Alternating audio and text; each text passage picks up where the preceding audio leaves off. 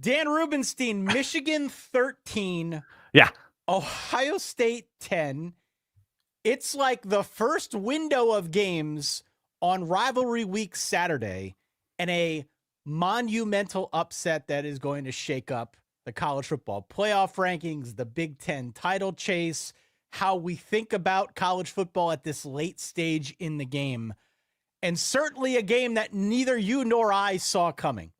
This is an unbelievable result on the biggest week of the college football year, and we need to get together and talk about it, to react to this, to figure out what to make of this, because this is just wild. I mean, Michigan used nothing, used defense and no offense, basically, just handing the ball to Kalel Mullings over and over and over and over again, picking off Will Howard a couple times, having Davis Warren throw a couple interceptions, including arguably one of the worst interceptions of the college football season. It was up there with the Cam Ward interception that he threw when he was jumping out of bounds and just kind of across his body to midfield. Yeah. I mean, it's kind of on that level, but this obviously had much higher stakes attached to it as they were down in the red zone. And yes, Davis Warren, look, I joked on Twitter. I said, if Bryce Underwood had waited a week, he could have demanded $20 million and probably gotten a bit more money for his commitment to Michigan because of what we saw from Davis Warren. So to your point, though, gave them virtually nothing in the passing game. It was fairly telegraphed, as it has been most of this season, what Michigan was going to try to do on offense. Yes. And alas, it was the defense that stepped up, right? This was defense stepping up. This was the defense holding down Ohio State, coming through again and again and again, giving the offense short fields to work with. For their part, the Ohio State defense played pretty well in the red zone. This isn't on the Ohio State defense. They only allowed 13 points to the Michigan Wolverines. So I guess in the purest sense of the word, this was kind of a rock fight that Michigan somehow found a way to eke out again. Just incredible. Absolutely incredible. I can believe that an average Big Ten team was able to do this against what had been a largely excellent Big Ten team, because that's just in the DNA of some of this conference's squads. Ohio State has so many issues, and it's hard to just put it on Will Howard, though. Those interceptions and that final drive where they did nothing. They did nothing with 46 seconds, no timeouts. But I mean, as I think Nick Saban talked about it recently, like, this is a sport that caters to offenses coming back in the last minute of games with how the clock can stop and the sort of rules that favor offenses with those receivers. And look, Michigan had the defensive line against Ohio State's offensive line advantage. They were constantly caving in that pocket against an injured Ohio State offensive line. But this was an Ohio State offensive line that really kept Will Howard pretty clean last week against Indiana. Michigan's a different beast. Michigan had their way against Indiana a couple weeks ago.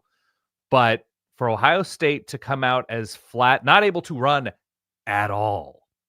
And that's why you pay Chip Kelly $2 million to come be your offensive coordinator. I understand what happens when you don't have the offensive line, but in terms of creativity, figuring out answers to very obvious questions and seeing that Illinois beats Michigan by 2 touchdowns. I understand a rivalry game is a different situation altogether, that emotions are particularly high with Ohio State, Michigan, but Michigan just won a game without a quarterback. And Michigan, by the way, you talk about, the Cam Ward interception or whatever, that was a perfect play call in that spot. The throwback to a backup tight end. This isn't Colson Loveland even, but to have the faith in the young tight end in that spot who ran a perfect route, and Davis Warren just underthrew. I think it was Jack Sawyer who had that interception. Yeah. First career interception for Jack Sawyer.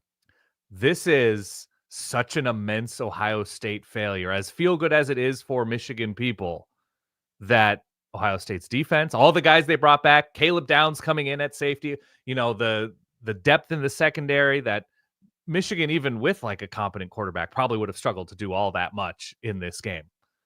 But for the Ohio State offense to have time to game plan, know that this game was coming, know what the Michigan defense is. This is a Michigan defense without its, best, I guess, non-defensive line player, Will Johnson, out for this one, and has been for, a good chunk of this season. To do nothing with those receivers, with those running backs, either out of the backfield or running the ball. with the pressure on Ryan Day, with the commitment behind the scenes in the offseason, pouring the millions of dollars, allegedly, supposedly, reportedly, into this roster. I don't know, man. It's crazy to say it out loud, Ty, because I think Ryan Day's Big Ten record, non-Michigan edition, 47-1. Did you see that number? Was the thing? I mean, is he coaching next year?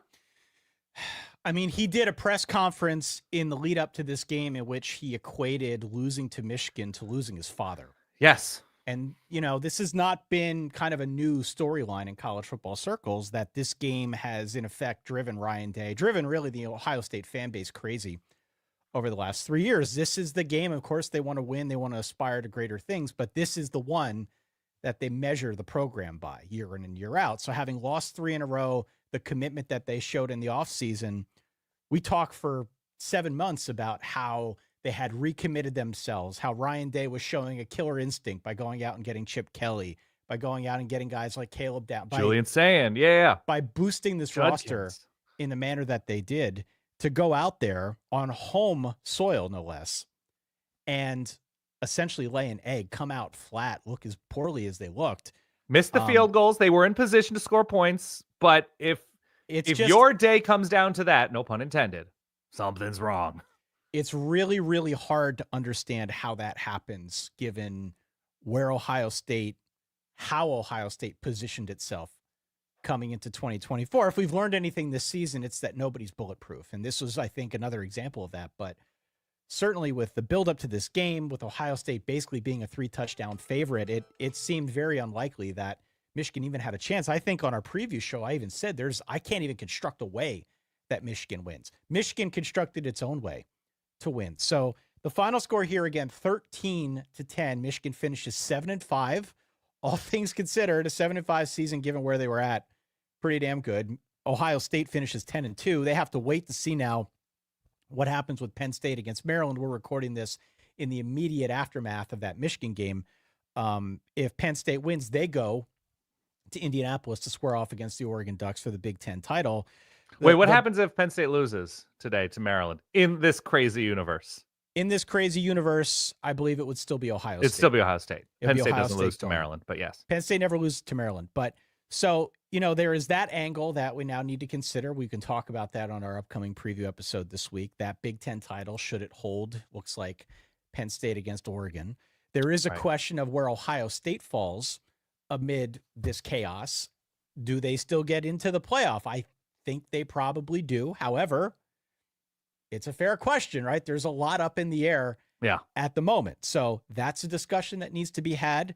There is also this Ryan Day discussion that I think extends kind of beyond this season. If in fact they make it into the playoffs, I know we have people that are watching this live saying if he doesn't win the national championship, he's done. For as crazy as it may sound to say that, and I can't even believe I'm saying it, that might be the eventual outcome here. Yeah. That may be the eventual outcome here because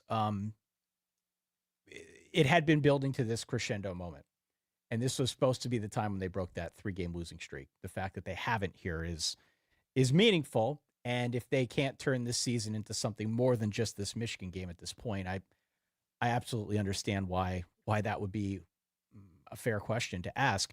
Also, I didn't see this. We'd have to go back and check it out. Looks like there was apparently a big fight on the field after the game. Oh, really? There was some pepper spray, so kind of like an ugly ending to this game. Obviously, emotions run high. There's a lot of meaning attached to it. It's the biggest rivalry in the sport. We will have to report on that on our Week 14 reaction episode that we do at midnight tonight on the YouTube channel. But I did not see this coming. This one, like, when I flipped it on, I was watching it in the quad box, just kind of monitoring.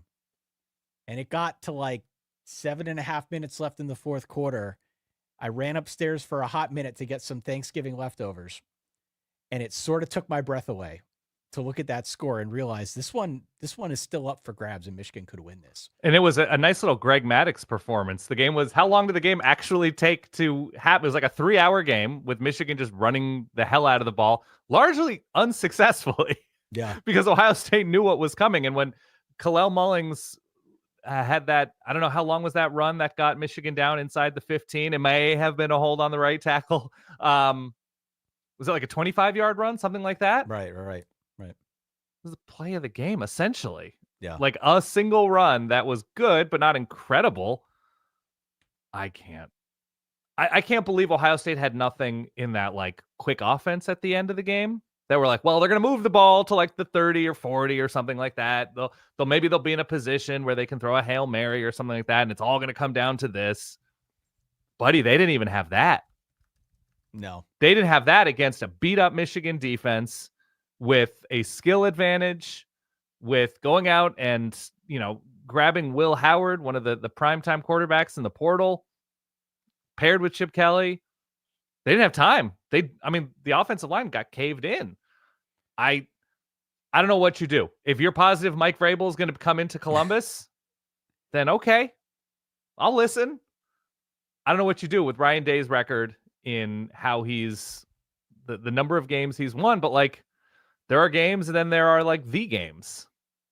And yeah, because now Ohio State humans have to sit with this for 365 days. So our friend Stuart Mandel from over at The Athletic posted something online saying Ohio State beat 2 current top 10 teams in Penn State and Indiana. Yes. He believes they're into the playoff field easily, which I would agree with. I think that's a fair assessment. Yeah, especially with the third losses in the SEC for those teams. Yeah, absolutely, which continues to kind of reset things as we see them. But he says only question is whether it will be with an interim coach. And we know Stu well. There's probably a little bit of tongue-in-cheekness to that, but maybe not as much as there used to be, because this definitely is going to leave a mark in the Ohio State universe. Write in, leave a comment. Let us know your thoughts on where Ohio State goes from here. I guess we should probably just close with this on the Michigan side. I mean, it was a season that was tumultuous at best.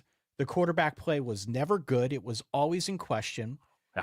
I feel like we have gone through like 18 different cycles with Sharon Moore. What is he doing? Is he in over his head? Is he? Yeah. I mean, we have constantly done this thing with him, and it's easy to do that on the heels of winning a national championship, Dan. But this is one of those wins that covers over a lot of sins, right? Mm-hmm. You get Bryce Underwood coming in next year. My hunch is that there will be other people following Bryce Underwood to Ann Arbor. Suddenly there's a lot of momentum on this program in a way that we didn't expect 2 weeks ago. And so I got to give Sharon Moore a lot of credit. Again, had no quarterback play all year. No Colston Loveland, who was far and away their biggest receiver. No Will Johnson, their best non-defensive line defender in this football game against a team in Ohio State that has this electric passing attack with however many they go deep out wide. I mean, everything seemed like it was stacked against Sharon Moore. We got to give him credit for finding a way, ugly as it may have been, to get the dub on the road in Columbus, a 23, 20 and a half, whatever it ended up being. It was over 20 points. They were an underdog. Just crazy. By the Absolutely way, crazy. Nice little commentary on James Franklin not being able to take one touchdown and a good defense in a winning effort over Ohio State. He had both of those things. So now we know it's doable, and James Franklin couldn't get it done. A single touchdown, largely aided by the defense in Penn State's case, and having yourself a very strong defense to back up that one solitary singular touchdown, and Michigan able to make it happen. Penn State less than able. I am absolutely stunned. I'm stunned. I'm absolutely stunned that this would happen. I could probably hang on this stream for another 2 hours saying the exact same thing, but I am absolutely stunned that in the first window of games on Rivalry Week Saturday, we have an upset of this magnitude. The number 2 team goes down. So many more teams still to play as we are recording this a little bit earlier in the day. Again, for those of you tuning in, at some point in the day on Saturday, at some point in the day on Sunday, we have a live reaction stream that goes down at midnight on the YouTube channel, midnight Eastern time. It'll be available as soon as we get done. If you don't catch it live, we're obviously going to talk about this game and much, much more. If this is the way that the day starts out, Dan, who the hell knows the way it's going to finish? So a lot more football to be played. we should have a better sense for where things stand when we get back together at midnight. But let us know in the comments your thoughts. 13-10, Michigan, perhaps with the upset of the season on the final week of the regular season. This is one of the wildest years of college football I can ever remember. By the way, it took this game. It now feels like Georgia barely getting by in, fact check me here, 8 overtimes over a decent ACC team with a quarterback who could kind of barely throw. Feels like it was 2 weeks ago. And it was crazy. Kind of 18 hours ago. If that. My math is probably off. It ended about 15 hours ago. That seemed like forever ago because of this performance. I guess the only lingering question in this moment, because we've got a lot of games in action left before we do our midnight Eastern live stream reacting to all things Rivalry Week, is what kind of system do you see Chip Kelly running at the high school he's going to be hired at in New Hampshire? Do you think like he's more like old school Flexbone? Do you think it's going to be a log cabin with no internet? That's where he's going next. No. Chip Kelly is love of the game. He's going to be the new offensive coordinator for the Maine Black Bears. Woo! Right. You cannot make $2 million. You just can't. I'm not sitting here counting somebody else's money explicitly. You're worth what somebody's willing to pay you. $2 million for that offense with those players. That was tough. Don't leave Eugene, Oregon, folks. That's where the getting's good. All right, that's all I have. For that guy over there, Dan Rubenstein, for myself, Ty Hildenbrand, tune into our podcast, The Solid Verbal, live midnight Eastern, right here on the YouTube channel. We will react to all things Rivalry Week, but this one is a big one. Again, your final 13-10. Michigan wins for the 4th straight year. They do it in Columbus, Ohio, in very dramatic fashion. Hit like. Leave us a comment. Would love to know your thoughts on this. A lot more football to be played. We'll talk to you soon. Stay solid. Peace. Notre Dame's definitely going to win now, right? Don't start.